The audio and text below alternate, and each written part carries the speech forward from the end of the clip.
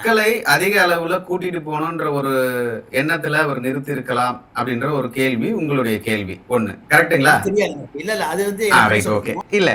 அதிகப்படியான கூட்டம் அங்க வரணும், மாஸ் காட்டணும், கரூர்ல வந்து நான் யார் என்று நிரூபிக்கணுன்ற எண்ணம் கூட விஜய்க்கு இருந்திருக்கலாம். அதனால கூட அங்க ஒரு 1/2 மணி நேரம் நிறுத்தி கூட்டத்தை கூட்டிட்டு சென்றிருக்கலாம் என்பது அனைவருடைய கேள்வியாவும் இருக்குது. ஆனா, ஒரு பக்கம்.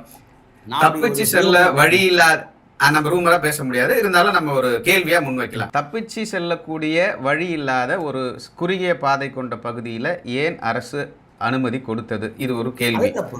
அது நீ அதே சரியான கேள்வி. பகுதியில ஆனா, அதே பகுதியில வெளியே செல்லக்கூடிய சிறு பாதைகள், சின்ன சின்ன 3 ரோட்ஸ் பாதை இருக்கு இருக்கு. இல்லைங்களா? 3 சந்து இருக்கு. இருக்கு. அந்த 3 3 சந்து இருக்கு. அந்த சந்துகளை வந்து தட்டி வச்சு அடைச்சிருக்கிறாங்க.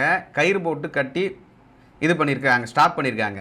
இது ஏன் செய்யணும்? அந்த பக்கம் வழி இருந்துச்சுன்னா அந்த பக்கம் பாதி பேர் போயிருந்தா உயிரிழப்பு குறைவதற்கு வாய்ப்பு இருந்திருக்குது. இருந்திருக்கும். ஆனா நீங்க நல்லா பார்க்கணும். இன்னொன்னு அரசாங்கத்துக்கு அங்க அனுமதி இல்ல. பள்ளம் பள்ளம் வெற்றிருக்கக்கூடிய ஒரு பகுதி இருக்கு. அந்த பள்ளத்துல தான் விழுந்து நிறைய பேர் இறந்திருக்காங்க. ஒரு மிகப்பெரிய ஒரு கூட்டம் வரக்கூடிய ஒரு பள்ளம் ஏற்படக்கூடிய பகுதியை மூடி இருக்கணுமா, மூடி இருக்க கூடாதா?